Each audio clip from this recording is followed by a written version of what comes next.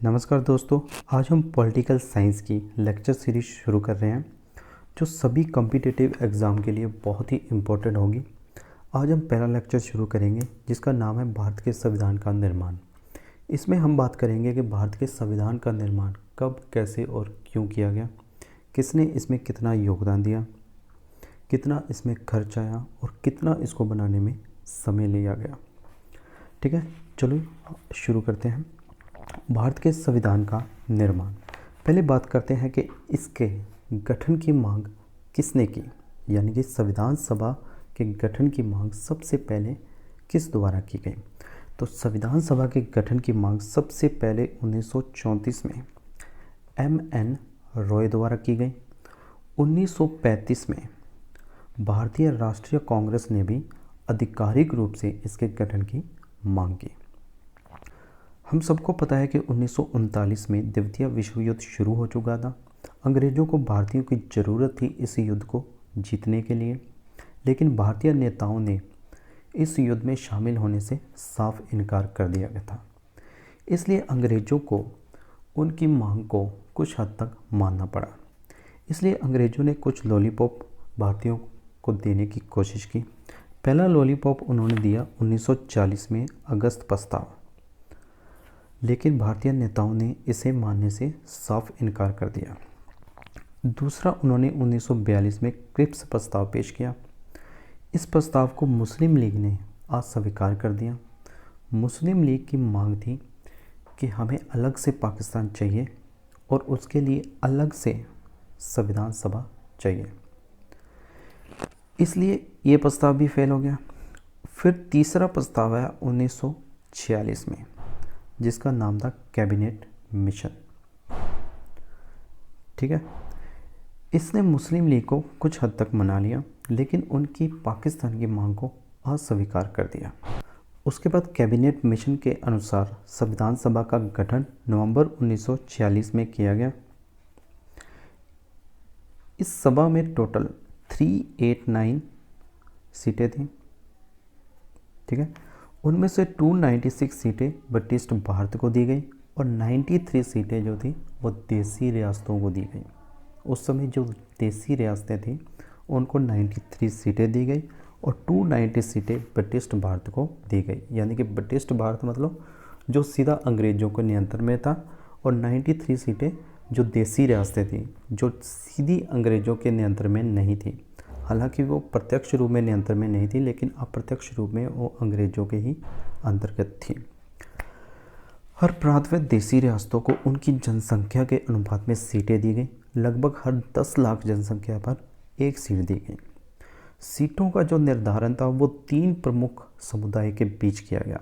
ये 3 समुदाय कौन कौन थे? मुस्लिम, सिख और सामान्य। यानी मुस्लिम और सिख को छोड़कर बाकी जो भी बचे थे उनको सामान्य में शामिल कर दिया गया और इन 3 समुदायों में सीटों का विभाजन किया गया।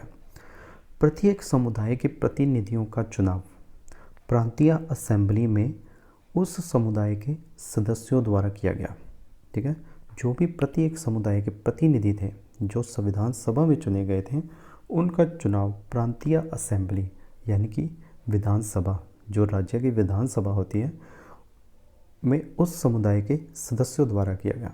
यानी कि जो उस समुदाय के उस विधानसभा में सदस्य थे उन सदस्यों द्वारा प्रत्येक सदस्य का चुनाव किया गया, जिनको संविधान सभा में शामिल किया गया। लेकिन जो देसी रियासतों के प्रतिनिधि थे जो संविधान सभा में शामिल किए गए थे, 93 थे जो टोटल, उनका चुनाव रियासतों के प्रमुखों द्वारा किया गया। इसीलिए कहा जाता है कि संविधान सभा आंशिक रूप से चुनी हुई और आंशिक रूप से नामांकित निकाय थे। प्रत्येक समुदाय के प्रतिनिधि इसमें शामिल थे। उस समय के सभी प्रमुख हस्तियां लगभग इसमें शामिल थीं, सिर्फ 2 लोगों को छोड़कर, महात्मा गांधी और मोहम्मद अली जिन्ना को छोड़कर। बाकी सभी हस्तियां जो मेन हस्तियां उस समय की थीं वो इस संविधान सभा में शामिल थीं। अब बात करते हैं कि संविधान सभा ने क्या क्या कार्य किए। ठीक है, संविधान सभा की पहली बैठक 9 दिसंबर 1946 को हुई। उसके 2 दिन बाद अध्यक्ष का चुनाव हुआ। ठीक है, पहली बैठक में जो सबसे सीनियर मेंबर थे उसको अध्यक्ष चुन लिया गया। अस्थाई अध्यक्ष, स्थायी नहीं था, सिर्फ अस्थाई अध्यक्ष कुछ समय के लिए। उस समय सबसे सीनियर थे सच्चिदानंद सिन्हा, उनको अस्थायी रूप से अध्यक्ष चुन लिया गया पहली बैठक में। 11 दिसंबर 1946 को अध्यक्ष का चुनाव हुआ, यानी पहली बैठक के 2 दिन बाद अध्यक्ष चुना गया डॉक्टर राजेंद्र प्रसाद को। अध्यक्ष के साथ एक उपाध्यक्ष को भी चुना गया। उपाध्यक्ष के लिए HC मुखर्जी को चुना गया। फिर उसके 2 दिन बाद 13 दिसंबर को नेहरू जी ने उद्देश्य प्रस्ताव पेश किया। उद्देश्य प्रस्ताव को 22 जनवरी 1947 को स्वीकार कर लिया गया संविधान सभा द्वारा। उद्देश्य प्रस्ताव के परिवर्तित रूप से हमारे संविधान की प्रस्तावना का निर्माण किया गया है। ठीक है, आगे चलते हैं। और क्या कार्य किया? 1949 में इसी संविधान सभा में भारत की सदस्यता, किसमें सदस्य? राष्ट्रमंडल की, राष्ट्रमंडल में भारत की सदस्यता का सत्यापन किया, यानी कि भारत राष्ट्रमंडल का सदस्य होगा, इसका सत्यापन भी संविधान सभा द्वारा किया गया था। 22 जुलाई 1947 को इसने राष्ट्रीय ध्वज को अपनाया। 24 जनवरी 1950 यानी कि संविधान लागू होने से 2 दिन पहले इसने 3 कार्य किए थे। क्या कार्य किए? पहला कार्य किया, राष्ट्रीय गीत व राष्ट्रीय गान को अपनाया। डॉक्टर राजेंद्र प्रसाद को राष्ट्रपति चुना। और ये संविधान सभा की आखिरी बैठक थी। अब बात करेंगे कि जब भारत स्वतंत्र हो गया तो इस संविधान सभा में क्या क्या परिवर्तन हुए। जब भारत को स्वतंत्रता मिल गई, जब भारतीय स्वतंत्रता अधिनियम 1947 लागू हुआ, तो इस सभा में 3 बदलाव हुए। सबसे पहला बदलाव हुआ, ये सभा संत प्रभु निकाय बन गई। इस सभा का गठन अंग्रेजों द्वारा किया गया था, अंग्रेजों के प्रस्तावों द्वारा किया गया था, तो निश्चित है कि इसके ऊपर अंग्रेजों का कुछ नियंत्रण रहता। लेकिन जब हमें आज़ादी मिल गई, अंग्रेज इस देश को छोड़कर चले गए, तो ये पूरी तरह संत प्रभु निकाय बन गया। हम कोई भी संविधान बना सकते थे अपने लिए, और इसे बनाने के लिए हम पूरी तरह स्वतंत्र थे। संत प्रभु का मतलब होता है कि पूरी तरह से स्वतंत्र होना, किसी का कोई दबाव ना होना। फिर ये संविधान सभा ही भारत की पहली संसद भी बन गई। हमारे देश में पहले चुनाव 1951-52 में हुए थे। तब तक संविधान सभा ने ही संसद के रूप में कार्य किया। जब इसकी बैठक संविधान सभा के रूप में होती थी तो इसकी अध्यक्षता कौन करता था? इसकी अध्यक्षता करते थे डॉक्टर राजेंद्र प्रसाद। और जब बैठक विधायिका के रूप में होती थी, यानी कि संसद के रूप में होती थी, तो इसकी अध्यक्षता करते थे GV मावलकर, जो कि फर्स्ट स्पीकर थे हमारे देश के।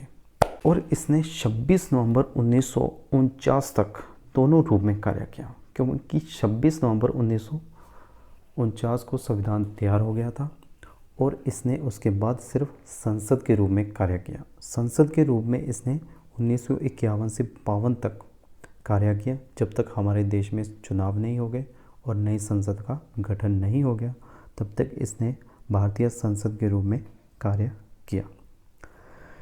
तीसरा परिवर्तन हुआ कि मुस्लिम लीग इससे अलग हो गई। जो 389 टोटल मेंबर थे, वो अभी 299 रह गए। अब बात करते हैं कि हमें संविधान बनाने में कितना समय लगा। हमें संविधान बनाने में जो टोटल समय लगा वो था 2 years 11 months 18 days, 2 साल 11 महीने 18 दिन। इसको याद करने का तरीका ये है, 13 दिन कम 3 साल, 13 कम 3। ठीक है। खर्च की बात करें तो इस पे उस समय 64 लाख रुपए का खर्च आया था पूरे संविधान को बनाने में। अब हम बात करेंगे संविधान सभा की सबसे इम्पोर्टेंट समिति, जिसका नाम था प्रारूप समिति। इस समिति का गठन 29 अगस्त 1947 को किया गया था। डॉक्टर PR अम्बेडकर इसके अध्यक्ष थे। इनके अलावा इस समिति में 6 और मेंबर थे, जिनके नाम थे N गोपाल स्वामी अयंगर, कृष्ण स्वामी Iyer, KM Munshi, Syed Mohammad Sadulla, N Madhav Rai, N Madhavrai BL मित्र की जगह इस सभा में शामिल किए गए थे, जिनका स्वास्थ्य कुछ खराब हो गया था, इसलिए उन्होंने त्यागपत्र दे दिया था। फिर 7वें मेंबर थे इसके TT कृष्णामाचारी। ये सब आए थे DP खैतान की जगह, जिनकी मृत्यु हो गई थी, इसलिए इनको शामिल किया गया था। 26 नवंबर 1949 को इस संविधान को अपनाया गया। इस संविधान में एक प्रस्तावना, 395 अनुच्छेद और 8 अनुसूचियाँ थीं। इस संविधान को 26 जनवरी 1950 को लागू किया गया। अब 26 जनवरी 1950 को क्यों लागू किया गया, इसके पीछे भी एक कारण था, और वो कारण ये था कि 26 जनवरी 1930 को कांग्रेस ने पूर्ण स्वराज दिवस मनाया था। इसीलिए इस संविधान को 26 जनवरी डेट को लागू किया गया, उसी दिन के कारण, जिस दिन कांग्रेस ने 26 जनवरी 1930 को पूर्ण स्वराज दिवस मनाया था। चलिए, तो इस लेक्चर को हम यहीं पे समाप्त करते हैं। आगे आने वाले लेक्चरों को देखने के लिए इस चैनल को सब्सक्राइब कर लिए, ताकि आपको आने वाले लेक्चर ईज़िली मिलते रहें।